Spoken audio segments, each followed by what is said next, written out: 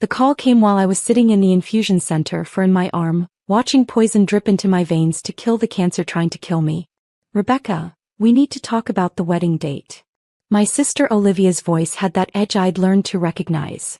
The one that meant she'd already decided something and was simply informing me of my compliance. What about it? Memorial Day weekend is perfect. The venue has an opening and Connor's family can all make it. But it conflicts with one of your chemo sessions. I looked at the 4-bag at the other patients around me in various stages of treatment, at the nurse who just checked my vitals because the side effects were particularly bad this round. Olivia, I can't miss chemo. The treatments are scheduled specifically. Can't you just reschedule? Move it to the week before or after. This is my wedding, Rebecca. I've been planning this for months. Chemo doesn't work like that. The timing is critical. My oncologist. Oh, come on. It's one session. Surely they can be flexible. You're being dramatic about this. I closed my eyes. I have stage 3 breast cancer. The treatment protocol is 18 weeks of chemotherapy followed by surgery. Missing a session could. Could what? It's 1 week. You're not going to die from waiting 7 days. She paused. Look, I know you're going through something difficult, but this is my wedding. My one special day. Can't you think about someone other than yourself for once? The nurse approached, having clearly overheard. She shook her head sympathetically. I can't miss the treatment, Olivia. Fine. Then come to the wedding bald. But you're not ruining my photos by looking sick. Wear a nice wig at least. And maybe some extra makeup to hide the cancer look. She hung up. The nurse touched my shoulder gently. Your sister is in medical school? Johns Hopkins. 3rd year. Top of her class. And she just asked you to skip chemotherapy for a wedding? Yes. The nurse's expression hardened. That's not just ignorant. For a medical student, that's dangerous. I didn't respond. What could I say? That my family had always prioritized Olivia? That when I was diagnosed 6 months ago, my mother's first concern was whether I'd lose my hair before Olivia's engagement photos. That my father had asked if I could time the surgery to not interfere with Olivia's medical school graduation? My cancer was an inconvenience to my sister's timeline. The family dinner was 3 days later. Mom had insisted, we need to finalize wedding plans, and Rebecca, you really should make an effort to participate more. I showed up wearing a scarf to cover my thinning hair, exhausted from the latest round of treatment. Olivia was radiant in designer clothes, her perfect hair and perfect skin glowing with health and privilege. Rebecca. Mom air kissed near my cheek, careful not to actually touch me. Look, while you're here, come see the seating charts. The dining room table was covered in wedding planning materials. Color swatches. Vendor proposals. Guest list. My father poured wine for everyone except me. You probably shouldn't with the medications, right? Olivia launched into wedding updates. The dress. The flowers. The honeymoon in Bali. Every detail meticulously planned, breathtakingly expensive. And the date is definitely Memorial Day weekend, she announced, looking directly at me. I've already sent save the dates. Olivia, I told you that's my chemo week. And I told you to reschedule. Have you talked to your doctor? Yes. She said missing a treatment could compromise the entire protocol. The cancer could progress. I could. Oh, please. Olivia rolled her eyes. You're being overdramatic. I've been studying oncology this semester. One mistreatment isn't going to kill you. My mother nodded. Olivia's right, dear. She's at Hopkins, one of the best medical schools in the country. Surely she knows what she's talking about. She's a 3rd-year student. My oncologist has been practicing for 20 years. Are you seriously going to take medical advice from some local doctor over your sister? Dad frowned. Olivia is going to be a doctor. A real one. At a top hospital. I am seeing a real doctor. Dr. Sarah Morrison is the head of oncology at Rebecca. Olivia's voice was sharp. This is my wedding. My one special day. I have been planning this for a year. You've known about your little medical situation for what, 6 months? Surely your treatment can be adjusted for 1 week. My little medical situation? Olivia, I have cancer. And I'm getting married. Which is more important, your vanity treatment or your sister's happiness? I stared at her. Vanity treatment? You think chemotherapy is vanity. Well, what else would you call it? You're pumping yourself full of drugs that make you sick so you can keep your hair and not look old. It's basically cosmetic at this point. The room went silent. Even my parents looked uncomfortable. Olivia, I said quietly, chemotherapy is killing the cancer cells in my body. Without it, the cancer will spread. I could die. You're being dramatic. I've studied this. Early-stage breast cancer is totally survivable with just surgery. The chemo is probably overkill anyway. I have stage 3 cancer. Not early stage. Stage 3. The tumor is. Whatever. The point is you're not dying tomorrow. My wedding is in 8 weeks. I need you there looking presentable, not making everything about your health issues. I stood up, my legs shaky. I can't do this. Rebecca, sit down, Mom commanded. We're not done discussing the wedding. I'm not missing chemo for a wedding. And I'm not going to sit here and be told my cancer is vanity. I walked out, got in my car and drove home to my apartment. I cried the whole way, partly from exhaustion, partly from the soul-crushing realization that my family cared more about wedding photos than my survival. 2 weeks later, I was back in the infusion center when my phone rang. Dr. Morrison's office. Rebecca, this is Dr. Morrison. I need to discuss something sensitive with you. Are you available to talk? I'm in treatment now, but yes.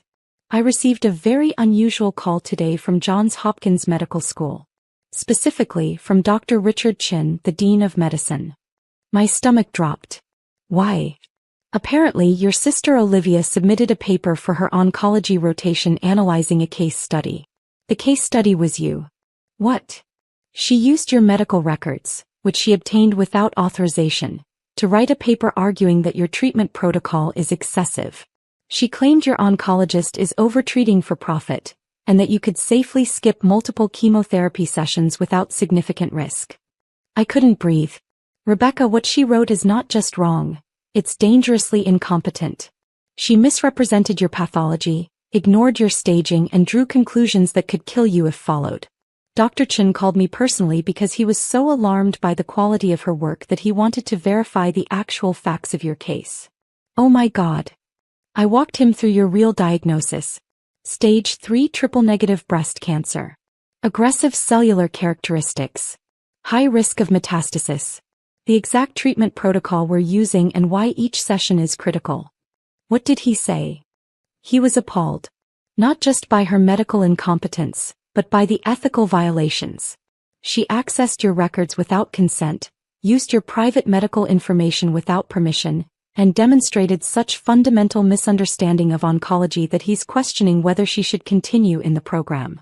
She's going to be kicked out? There's going to be a hearing. The medical school takes ethical violations very seriously, especially when they involve patient privacy and dangerous medical recommendations. Dr. Chin wanted me to inform you because you may need to provide testimony. I sat in silence, processing. My sister had stolen my medical records to prove she was right about me skipping chemo for her wedding. There's more, Dr. Morrison continued. Dr. Chin wanted you to know something else. He's been the keynote speaker at several oncology conferences I've attended. We've collaborated on research. When he heard my name as your doctor, he asked me to assure you that you're receiving excellent care. He knows you. We're colleagues. He's one of the leading researchers in breast cancer treatment. And he was horrified that a student at his institution would suggest you compromise your treatment for a social event. The hearing was scheduled for 3 weeks later. I was subpoenaed to provide testimony about the unauthorized access to my records. My family's reaction was predictable. Mom, how could you do this to Olivia? She's worked so hard. Dad, you're destroying your sister's career over a mistake. She's just a student. Olivia, you vindictive bitch. I was trying to help you and you're getting me expelled. I blocked their numbers and focused on surviving. My treatment. My health. My life. The hearing was held at Johns Hopkins. I sat in a conference room across from a panel of medical school administrators, ethics board members, and Dr. Chin himself. A distinguished man in his 60s with kind eyes and an expression of profound disappointment. Olivia sat with her attorney looking defiant. Dr. Chin began. Ms. Carter, can you confirm that you did not give your sister Olivia Carter permission to access your medical records? I did not. And did you give permission for her to use your case as the basis for an academic paper? No. He turned to Olivia. Miss Carter, student, how did you obtain these records? Olivia's attorney whispered to her. She spoke carefully. My sister talks about her treatment a lot. I took notes. You took notes detailed enough to include pathology reports, staging classifications, and specific drug protocols? She shared that information with the family. Dr. Morrison, attending as a witness, spoke up. That's false. I've reviewed the paper. It contains information from Rebecca's medical charts that she wouldn't have known herself. Technical pathology details, biopsy results, imaging findings. This information could only have come from direct access to medical records. Dr. Chin opened a folder. We've also discovered that Ms. Carter accessed patient records at her rotation hospital using her student credentials. We have digital logs showing she viewed her sister's file multiple times. Olivia's face went pale. That's a HIPAA violation, one of the ethics board members said. A serious one. Dr. Chin continued reading from Olivia's paper, his voice increasingly stern. You wrote, and I quote, "The patient's treatment protocol represents excessive intervention driven by profit motive rather than medical necessity. Chemotherapy could be safely reduced or eliminated without significantly impacting outcomes." He looked up. Ms. Carter, your sister has stage 3 triple-negative breast cancer. This is one of the most aggressive forms of breast cancer. Without the full treatment protocol, her 5-year survival rate drops from 70% to less than 30%. You're not just wrong, you're recommending something that would likely kill her. I was just exploring alternative approaches. By using your sister's stolen medical records to argue she should skip treatment for your wedding? The room went silent. Yes, Dr. Chin said, we know about that too. We spoke with your family members who confirmed you've been pressuring Rebecca to miss chemotherapy to attend your wedding. That you called her treatment vanity, and suggested one session wouldn't matter. Another board member spoke. Ms. Carter, you do understand that as a medical student, you're held to professional standards? That suggesting a patient skip critical cancer treatment demonstrates unfitness for the profession. Olivia's attorney tried to object, but she cut him off. She's my sister. She's being dramatic about everything. The cancer probably isn't even that serious. She just wants attention. Dr. Morrison stood. I've brought Rebecca's actual medical files. With her permission, I'd like to show the panel exactly how serious her condition is. I nodded consent. Dr. Morrison displayed my scans on the screen. The tumor. The affected lymph nodes. The pathology showing aggressive cellular characteristics. This is not drama, she said quietly. This is a woman fighting for her life. Every treatment matters. Every session is scheduled based on careful analysis of how to give her the best chance of survival. And this student, she gestured to Olivia, violated her privacy, stole her medical information, and used it to argue she should compromise her treatment for a party. Dr. Chin closed the folder. Ms. Carter, the panel will deliberate, but I want to be clear about what we're considering. You violated HIPAA. You breached patient confidentiality with your own family member. You demonstrated gross medical incompetence in your assessment. And you prioritized a social event over a patient's survival. He paused. These are not the qualities we want in physicians. Olivia was expelled from Johns Hopkins 2 weeks later. The ethical violations were too severe. The medical incompetence too dangerous. The breach of trust too complete. She blamed me entirely. So did my parents. The voicemails and emails were brutal. You destroyed your sister's dreams over a grudge. She was trying to help you and you got her expelled. What kind of sister does this? I never responded. I was too busy with chemotherapy, with healing, with fighting for my life. Dr. Chin sent me a personal note. Ms. Carter, I want you to know that Dr. Morrison is providing you with excellent care. Your sister's assessment was not just wrong, it was dangerously incompetent. Please continue your treatment exactly as prescribed.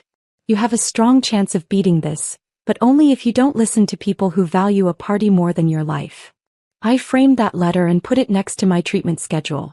I finished chemotherapy 3 months later. The surgery was successful.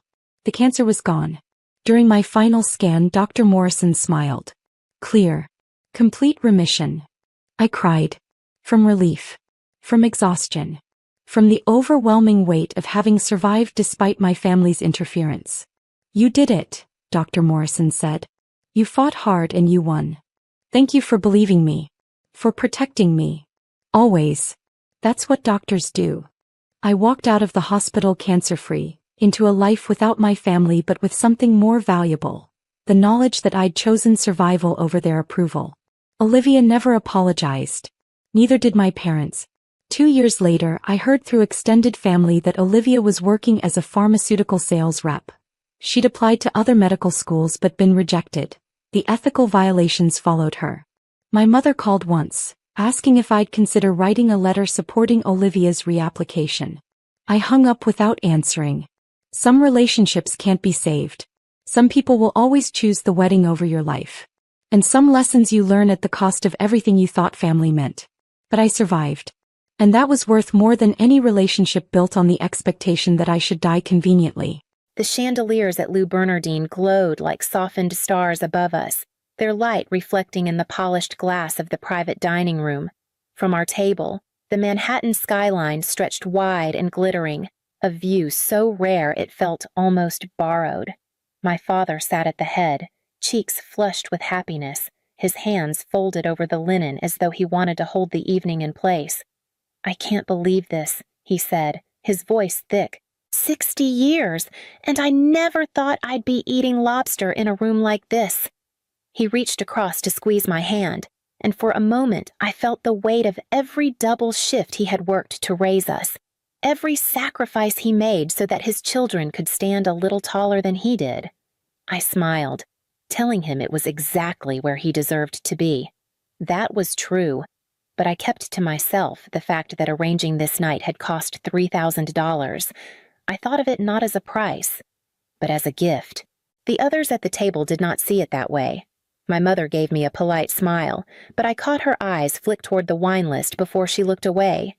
Miles, fresh from business school, leaned back in his chair as if calculating the bill already. And then there was Vivian, my older sister, whose glass of Bordeaux clinked harder than it needed to against the crystal stem. She arched an eyebrow in my direction, her lips curving in that knowing way I had grown up with. It was only the first course, yet I could already sense the evening sliding toward something heavier than champagne. Vivian never could resist a stage, and tonight the dining table was her theater. She leaned forward, her elbows brushing against the edge of her plate, and with a tilt of her chin, she began, "You know," she said, her tone casual but sharp enough to draw blood. "It's interesting how some of us live within our means, and some of us, well, pretend." Her eyes lingered on me just long enough for everyone to know where the arrow was aimed. Ethan, her husband, set down his glass with a chuckle. "She's not wrong," he said, his banker's cadence deliberate. "Viv makes a solid 6 figures, and I do well myself. We know what it takes to afford nights like this." Miles, trying too hard to sound seasoned for his 24 years, added, "I've been tracking every expense since graduation. There's no way a freelance consultant pays for Bernardine without maxing out credit cards." I kept my face neutral, though my chest tightened. To them, my Long Island City apartment was proof of limitation, not choice. My hours, my quiet wardrobe, my small car all painted a picture of struggle they mistook for reality. "I don't think now's the moment," my mother whispered, her pearls trembling against the navy of her dress. She reached toward Vivian as if to pull the words back before they could land, but my sister shook her head. "No. Mom, someone has to say it. This," she gestured to the room, to the skyline glowing behind glass, to the lobster waiting on fine china. "This isn't who Alara really is. It's a performance. And it's embarrassing to watch." My father shifted uncomfortably, the light in his eyes dimming, and I felt the air grow dense around us. Vivian's voice carried, confident, certain, and cruel in its familiarity.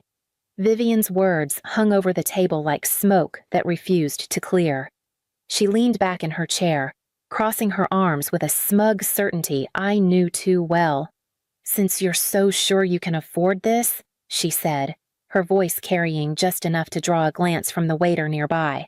"Why don't you show us prove it? Let's see your bank balance." "Vivian," my mother hissed, but Ethan was already nodding. "She has a point," he said smoothly, his cufflinks catching the light. "Ilara, dinners here don't come cheap. Even the wine list could wipe out a week's paycheck. I'd wager my bonus that your so-called consulting gig isn't covering this." I felt Miles watching me, his expression serious in a way that seemed borrowed from a lecture hall. "They're right," he added. "You have to be practical about money. This doesn't add up." I steadied my breath, letting their words pass over me. For years, they had underestimated me, reduced my choices to weakness, my silence to naivety. Tonight, they wanted a spectacle, and I decided to give them one.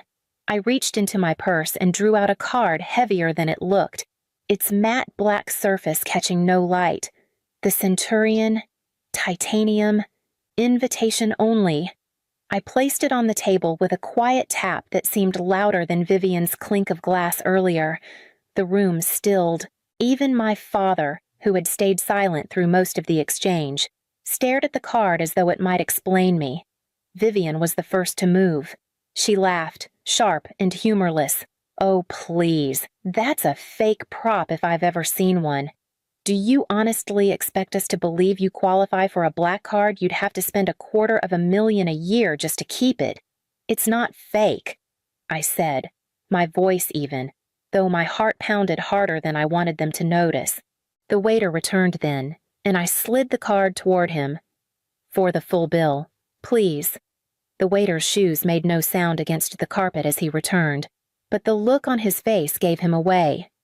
He bent slightly, voice pitched low enough for only our table to hear. "I'm sorry. Ms. Winslow," he said, "there seems to be an issue with your card." A hush fell, broken almost immediately by Vivian's triumphant laugh. "I knew it," she said, clapping her hands together like she'd just won a bet. "The prop didn't even swipe." "That's beyond embarrassing." Ethan leaned back, grinning wide. "Next thing you know, debt collectors will be crashing dessert. At least the souffle will still be warm." Miles didn't laugh. He only shook his head slowly, his disappointment sharper than any joke. "Ilara, I warned you about this kind of thing. You can't play pretend forever." My father's face was the worst. The joy he'd carried all evening drained from him, leaving his eyes clouded. His lips pressed into a thin line, as if he wanted to speak but couldn't find words that wouldn't shatter. I stayed silent, pressing my palms into my lap beneath the tablecloth. My stomach had tightened into knots the moment the waiter approached, not from fear that the card was fake, but from the suspicion I'd carried ever since Vivian pushed me into proving myself. This wasn't a failure of funds. It was something else, something I had dreaded might happen if timing betrayed me. Vivian leaned closer, savoring the spectacle. "Do you know what the penalty is for credit card fraud? Because I'm pretty sure it's more than embarrassment." "Enough," my mother said sharply, but the reprimand fell flat under the weight of the laughter circling me. The waiter lingered, uncertain, holding the card between his fingers as if it might burn him. I forced myself to meet his eyes. "Give me a minute," I said softly. Vivian smirked, her voice dripping with mock pity. "A minute won't change the truth. Little sister." I lifted my chin, steadying my breath. I knew exactly what truth was coming, and it wasn't hers. The waiter had barely stepped back when another figure appeared in the doorway. Thomas Chin, the general manager, moved with brisk urgency, his polished shoes breaking the hush in the room. I knew him immediately. We had spoken too many times for him not to recognize me now. "Ms. Winslow," he said, his voice carrying more authority than apology. "Forgive the interruption." He inclined his head toward my family, then focused back on me. "I just heard about the payment issue." The laughter at the table stopped. Vivian froze mid-smirk, her glass halfway to her lips. Ethan leaned forward, brow furrowed. "There's no issue with the card," Thomas continued, lowering his voice but ensuring it carried across the table. "The problem is on our side. We cannot process this charge because Bernardine still owes your company over $500,000 from last month's contracts." The words hit the table harder than any insult. Forks stilled, glasses paused mid-air. Even the soft jazz from the main dining room seemed to fade. Thomas went on, consulting a small tablet in his hand. The Morrison Gala, the Goldman Sachs reception, the United Nations cultural dinner, your firm handled them all. Our accounting department flagged your Centurion card. We cannot charge a client we are still indebted to. My father's hand tightened around the stem of his glass, his eyes wide as though he'd misheard. "500,000, he whispered, across from me. Vivian's smirk dissolved into a stiff line, her cheeks flushed crimson. But no words came. Ethan blinked at me as though I'd turned into someone else entirely. I let the silence expand, my pulse steady at last. "That explains it," I said calmly. "Please, Thomas, apply tonight's charges against the balance."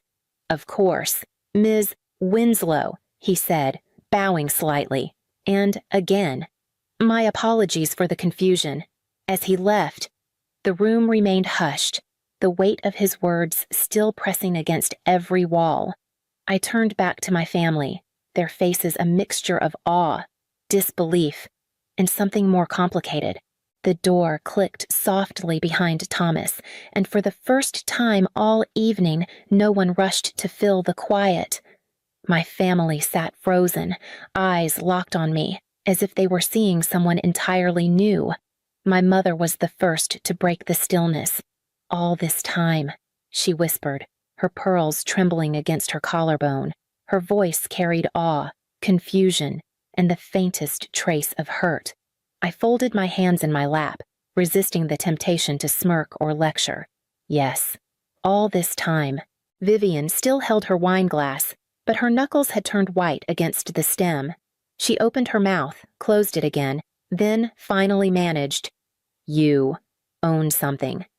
You're saying Bernardine owes you. For what, Winslow & Co.?" "Events," I said evenly. "It's my company. One of the East Coast's largest event planning firms. Corporate galas, private receptions, fundraisers, you name it. Bernardine has catered several of them for me." Ethan's head snapped toward me. "Events. That's what you've been doing." His tone tried for casual disbelief, but the crack in his voice betrayed him. "I've been building the business for 4 years," I said. "It's grown faster than I ever imagined. But yes, that's where my energy goes." Miles frowned, trying to fit this version of me into the one he thought he knew. "You never said. You just called it consulting. Why hide it because I wanted to succeed on my own terms?" I answered softly, without fanfare, without anyone accusing me of exaggerating. "I didn't need validation." Grant's voice was low, almost reverent. "You mean to tell me those events I saw on the news, the UN dinner, the museum gala, those were yours?" "They were," I said, "and others you didn't notice. I've been working quietly. That's all." Vivian's glass touched the table with a dull thud. She stared at me, pale and speechless. The certainty she wore like armor stripped bare. I let the silence linger, not out of cruelty, but because truth needed its space. I had carried it alone long enough. The air at the table still felt heavy, as if every breath came with a question. I chose my words carefully, not to boast, but to make the truth undeniable. Last year, Winslow & Co. generated $47 million in revenue. I said quietly. This year, we're on track for 68.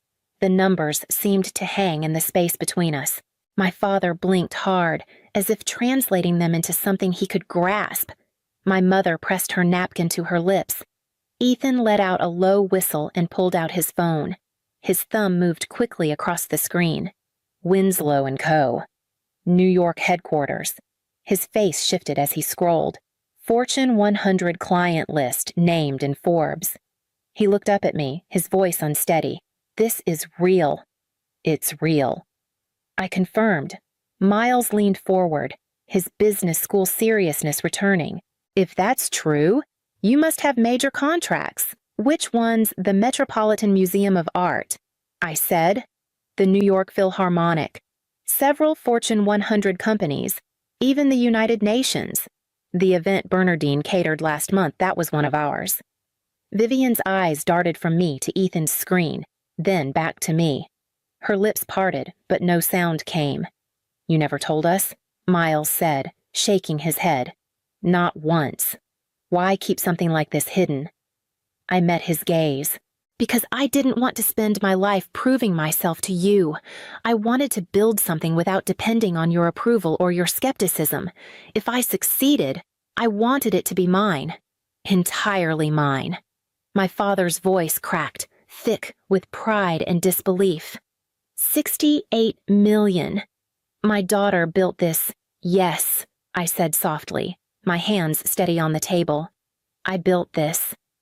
And I built it quietly, so that when you finally saw it, there would be no doubt. Vivian swallowed hard, her face pale, her certainty slipping through her fingers like sand. My father's hand trembled slightly as he set his glass down.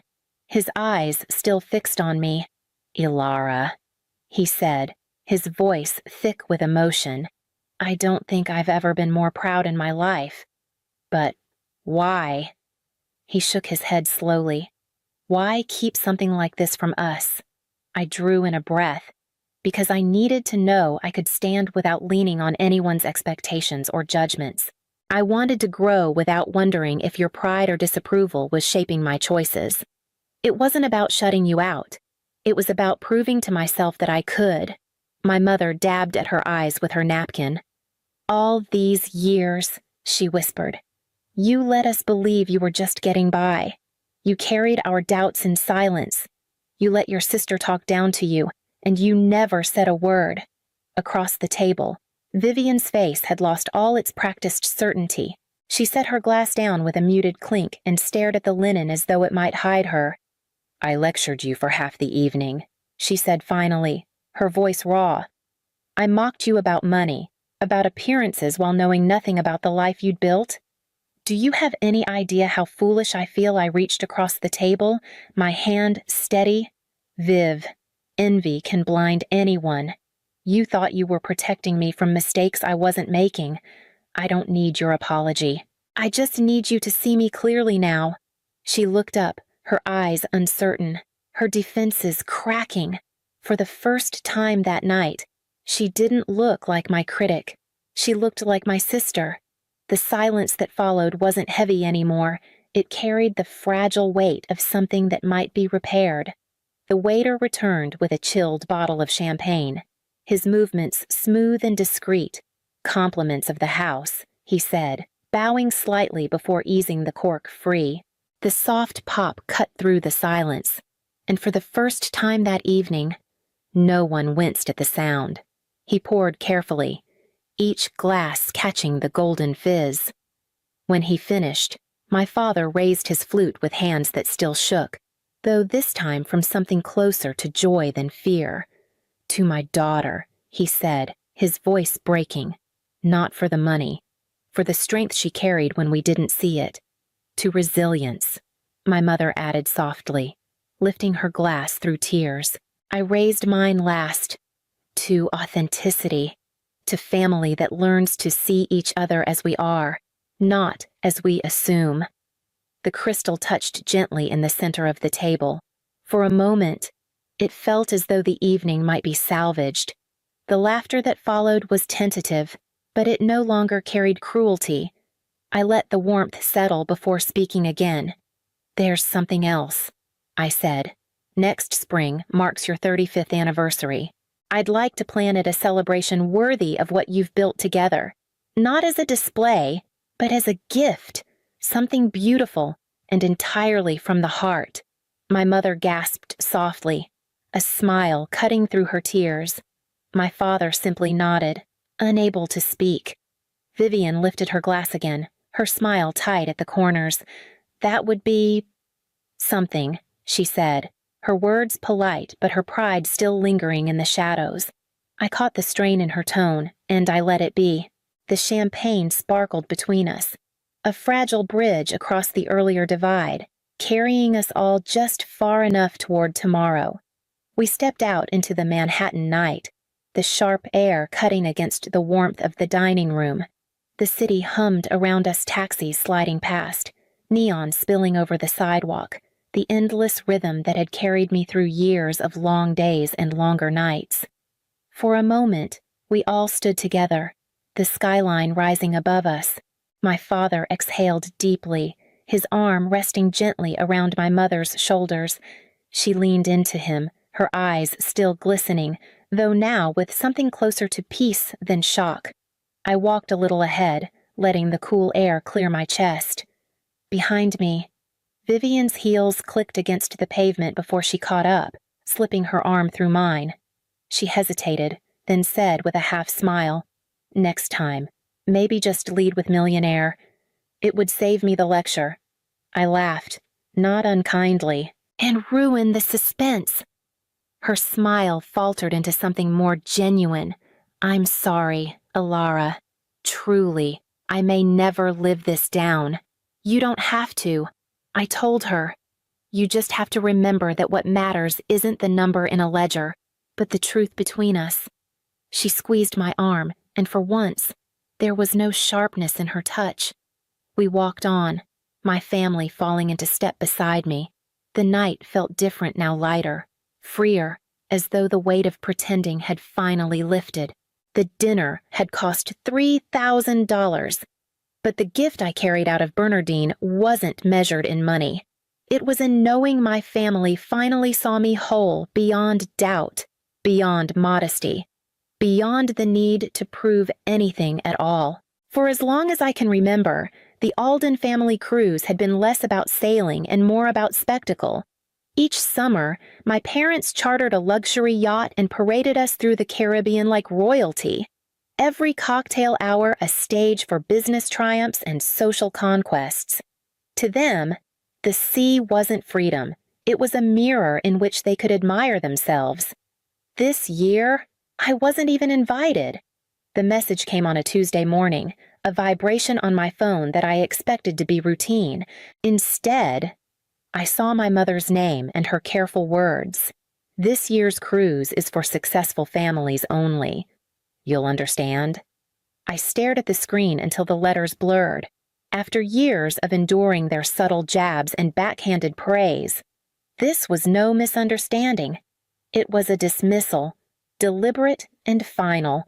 I could almost hear my mother's voice in the phrasing, gentle enough to sound civil, sharp enough to wound. She hadn't even bothered to call. The Aldens never raised their voices. Cruelty was always laced in velvet. My hands trembled as I set the phone on my desk. Around me, the office hummed with the steady rhythm of maritime luxuries, phones ringing, printers humming, crew schedules being finalized for the summer season. Outside the glass wall, the harbor glittered with sunlight bouncing off the masts of yachts waiting in their slips. And there it was, the irony. The very family that branded me unworthy had booked a charter without knowing the vessel they would soon boast about belonged to me, my fleet, my company, my life's work. The sting of rejection burned deep, but beneath it something older stirred an ache that had lived in me since childhood, begging not just to be seen, but to be believed. It was the beginning of a reckoning I had postponed for years, and now I could no longer avoid it. I grew up in a Beacon Hill brownstone, its brick facade polished like a badge of pedigree. Inside, every room was curated for effect antique portraits, silk draperies, the kind of rugs you weren't allowed to walk on without removing your shoes. It looked like a home in every magazine spread my mother admired, but to me it always felt like a showroom, a place staged to impress rather than to live. At the dinner table, my family spoke the language of markets. My father dissected mergers and interest rates while my brother, even as a teenager, parroted investment strategies he barely understood. My mother would sit poised, lips painted in her signature red, nodding at the numbers as if they were proof of our worth. There was never space for dreams or feelings, only metrics. Income defines worth. My father repeated so often it became scripture. His voice was always calm, his tailored suits immaculate, his approval measured in slight nods rather than affection. When I came home with perfect grades, he would glance at my report card, offer the smallest smile, and then ask how I planned to do better next semester. I tried to earn warmth where there was none. I memorized Latin roots, solved equations, and lined my desk with trophies, thinking perhaps one more award would tilt his head a little longer, that maybe he would say he was proud. He never did. My mother was no different. Her love came in corrections. Sit straighter. Walk lighter. Never let your voice shake in public. Even then, I felt something hollow growing inside me, a space where affection should have been. My achievements stacked higher each year, but instead of filling the gap, they only deepened it. By the time I reached adulthood, I understood that success in my family was not a source of love, only a ticket to remain in their orbit. And when I chose to step away from their orbit years later, I knew I would pay the price. By the time I graduated, there was never really a choice. My father had already lined up interviews at finance firms in Boston, and I stepped into that world with the same obedience that had carried me through school. The office gleamed with glass and steel, every corner humming with ambition. At first, I thought if I worked hard enough, I might finally belong not just in the firm, but in my family's definition of success. It didn't take long for the cracks to show. The competition was relentless, each colleague a rival disguised as a teammate. Spreadsheets stretched into the night, and I often found myself locking bathroom doors just to breathe. Panic attacks came without warning, tight chest, racing heart, the world closing in while I clutched the edge of a sink. Sundays became dread-filled vigils for the week ahead, my body revolting against the life I had been groomed to pursue. At 25, I broke. I typed my resignation letter, closed the door on that corner cubicle, and refused to step back into it. For the first time in my life, I made a choice that wasn't approved, vetted, or applauded. I accepted a job at a marina in Newport, Rhode Island, scrubbing decks and learning ropes instead of parsing market forecasts. The family's reaction was swift. Marcus sneered over dinner, calling it a quarter-life crisis. My mother fretted about how she could possibly explain me at the next charity gala. And my father, expression unreadable, dismissed it entirely. She's just playing with boats. She'll come back when reality sets in. But reality had already set in, just not the one they recognized. I found solace in salt air and wooden docks, in the rhythm of tides rather than the tick of stock tickers. For the first time, I wasn't suffocating. I didn't know then where that choice would lead, only that it felt like a lifeline. And once my hands gripped that rope, I wasn't letting go. The morning the message arrived, I was in my office overlooking Newport Harbor, reviewing charter contracts. The water outside glittered with movement sails unfurling, gulls sweeping low, and for a moment I felt steady, as if my life had finally found its own tide. Then my phone buzzed, and steadiness shattered. My mother's words appeared on the screen. The family has decided this year's cruise will be a celebration of success. Given your choices, we think it's best you sit this one out. This cruise is for successful families only. I read it 3 times, as if repetition would dull the sting. It didn't. A lump lodged in my throat, the same familiar ache I'd carried since childhood, the reminder that nothing I did outside their definition of success would ever count. I tried to swallow it down, but the bitterness clung. I didn't realize Taylor had stepped into my office until she placed a cup of coffee on my desk. "You look like someone just canceled Christmas," she said. "My family," I answered flatly. "They've uninvited me." "Apparently. I'm not successful enough." Taylor froze, then set her own mug down with deliberate care. "They don't know. Do they? They think I manage a marina. Maybe, if I've been lucky. I've worked my way up to shift supervisor." I almost laughed at how absurd it sounded, but the knot in my chest was too tight. Taylor leaned forward, her eyes sharp. "You're letting them write a story that isn't true. And now, fate's handed you the perfect ending. They've booked Azure Crest, your flagship yacht, without realizing it. Don't you see? This is your moment. Her words landed with a force I wasn't ready for. I had dreamed of recognition, yes, but never in this way. I wanted their love unmeasured by bank accounts. I wanted them to see me for myself, not as an asset. To reveal everything now, wouldn't that just prove their point that only wealth makes someone worthy? But Taylor pressed on. You've given them years to value you without it. They never have. Let them see who you really are. That night, I called Captain Miller. His voice, steady as the tide, carried through the line. When I explained the situation, he paused only briefly before saying, "Understood.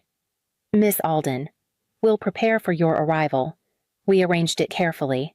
My family would board first. I would come later, not as a guest, but as the owner. Enough time for them to settle. Enough time for them to believe their narrative before I stepped onto my own deck and rewrote it." The morning of the cruise was bright and sharp, the kind of day Newport Harbor seemed designed for. I arrived later than my family, deliberately giving them time to perform their grand entrance. From the parking lot, I could already see them on the dock, Marcus barking at dockhands about luggage placement as though he were in charge. My mother pausing at the gangway with her practiced smile angled toward imaginary cameras. My father striding with the easy entitlement of a man convinced the world existed to serve him. I waited until they had vanished up the polished teak steps of Azure Crest before walking down the pier. I had chosen my outfit carefully: white linen pants, a navy blouse, gold jewelry that whispered rather than shouted. I wanted authority, but not ostentation. The sea breeze lifted my hair as I approached the security officer stationed at the gangway. Before I could speak, my mother appeared at the rail, her expression tightening when she recognized me. She descended quickly, that social smile still fixed, but her eyes cold. "Serafina," she said under her breath, leaning close as though shielding me from view. "This cruise is for successful families only." I was very clear. Her words should have stung, but instead a steadiness settled in my chest. Before I could answer, Captain Miller emerged from the deck above, his tone measured but firm. "Miss Alden, welcome aboard. We weren't expecting you quite yet, but everything is prepared." The shift was immediate. My mother froze, her smile faltering, her perfectly manicured fingers tightening on the rail. My father appeared behind her, confusion creasing his face. Marcus stopped mid-sentence, turning toward us. I reached into my bag and pulled out the ring of keys that opened every lock aboard Azure Crest. The company's crest gleamed on the brass fob. I let them dangle for a moment before slipping the master key free. "Well," I said evenly, eyes on my mother's, "it's my yacht. So everyone stay." The boarding passes slid from her hand and fluttered onto the dock. My father's mouth opened, then closed again, his certainty unmoored. Marcus stared as if he had misheard. I stepped past them and onto the deck, the wood firm beneath my feet, as the balance of power shifted with the tide. That evening, the dining salon glowed under soft light, the mahogany table set with silver and crystal polished to perfection. Chef Marcel had prepared a spread worthy of royalty: lobster tails, seared scallops, platters of fresh fruit and breads still warm from the oven. The scent of butter and herbs lingered in the air as the family gathered, their voices low with unease after the shock of the afternoon. I let them sit first, deliberately arriving last. When I entered, all conversation stilled. I crossed the room without hesitation and took the seat at the head of the table. My father's brows lifted, his jaw tightening at the sight of me occupying the place he had assumed would be his. Eleanor broke the silence first. "Darling, you've outdone yourself," she said brightly, as though she had always known of my success. "This yacht, this meal, your taste is impeccable. We couldn't be prouder." Her pivot was smooth, her voice carrying for the benefit of anyone who might be listening. though the tightness around her mouth betrayed the scramble beneath. Marcus leaned forward, eager to regain ground. "Impressive operation you've got here. Sarah, but tell me, what's your growth plan? A boutique fleet is fine for now, but unless you scale aggressively, you'll be overtaken by larger firms." His tone carried the same smugness he once used to recount his bonuses. Camille, perched beside him in a silk dress, added with a soft laugh, "Oh, but Marcus, don't you think it's charming? Sarah has built something that feels personal, and honestly, it's so glamorous." I sipped my wine before answering. "We're expanding, but at a pace that protects quality. Luxury doesn't scale the way spreadsheets do. Marcus, our clients choose us because we aren't mass market." My father studied me, measuring, recalculating. His silence was more telling than words. I ate calmly, spoke when spoken to, never boasting, never yielding. For the first time, I wasn't the outsider tolerated at the table, I was the anchor around which the evening revolved. And as the plates were cleared, the ocean outside shifted, the wind carrying the promise of a storm. The second night began quietly enough, the sea dark but calm beneath a low-hanging moon. After dinner, I excused myself early, choosing fresh air on the upper deck over the forced pleasantries of coffee and dessert. The wind had sharpened, carrying a chill uncommon for summer in the Atlantic, and I felt the yacht shudder beneath my feet in a way I knew too well. By the time Captain Miller joined me, the first drops of rain had spattered the teak. "Systems moved in faster than forecast," he said. "Winds building, seas climbing. We'll need to adjust course." Within the hour, the storm was upon us. Waves slammed the hull with the force of a hammer, each impact sending a tremor through the vessel. 10-foot swells lifted Azure Crest like a toy before dropping her hard, and the dining salon erupted in panic. My mother stumbled in, silk shawl soaked, eyes wild. "This isn't normal," she shouted, gripping the wall. Richard, do something. My father, pale himself, could only cling to the rail as another wave struck. Marcus appeared next, his complexion the color of paper, jaw clenched against nausea. Camille, mascara running, clung to her husband's arm and whispered that we were going to die. I didn't waste breath on reassurance. I headed for the bridge, taking the stairs two at a time, rain lashing my face.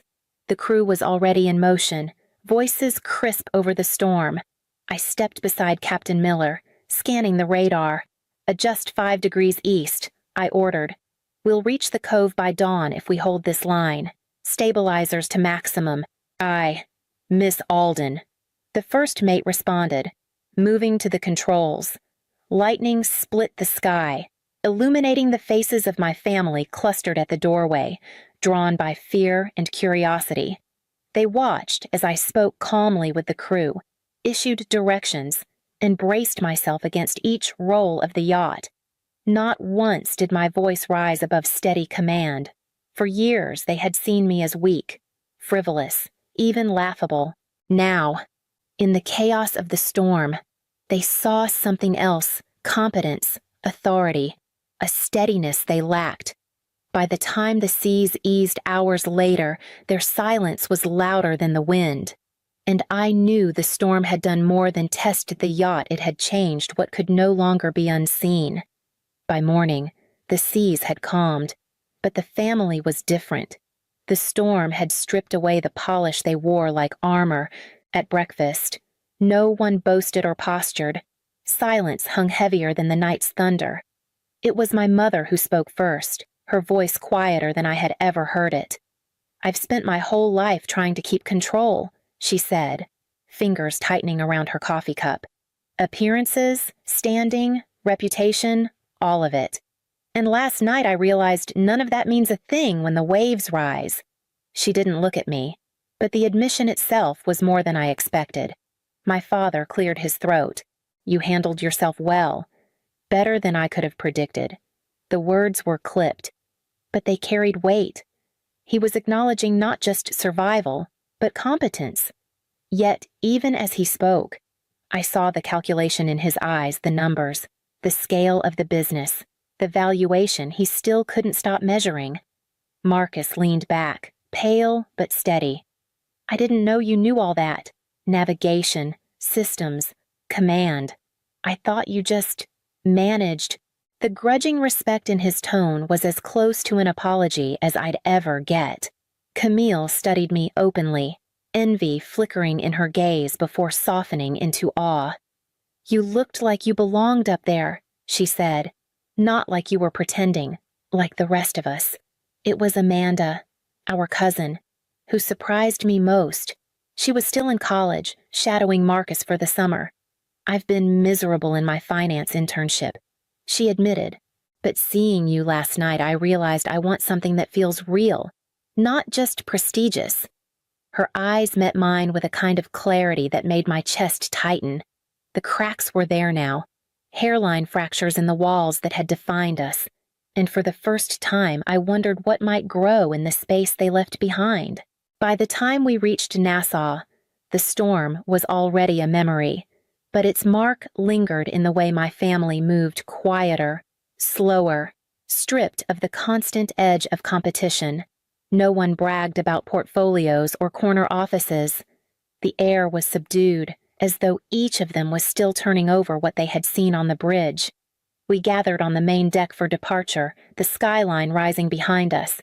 My father stood beside me, his hands clasped behind his back. For a long moment he said nothing, then asked, "Same time next year." The words carried more weight than their simplicity suggested, an opening I hadn't expected. "Yes," I answered, meeting his gaze steadily. "But this time, everyone gets a proper invitation." His eyes flickered in acknowledgement, and for once, he didn't argue. As they disembarked one by one, I stayed behind, letting the silence of the yacht settle around me. My mother offered a careful smile. Marcus a stiff nod, Camille a look tinged with curiosity rather than scorn. Even Amanda paused to squeeze my hand, her eyes bright with something like hope. When the dock was clear, I walked to the bow. The sea was calm, the horizon awash in sunrise gold. I breathed in the salt air and let it fill me, steady and sure.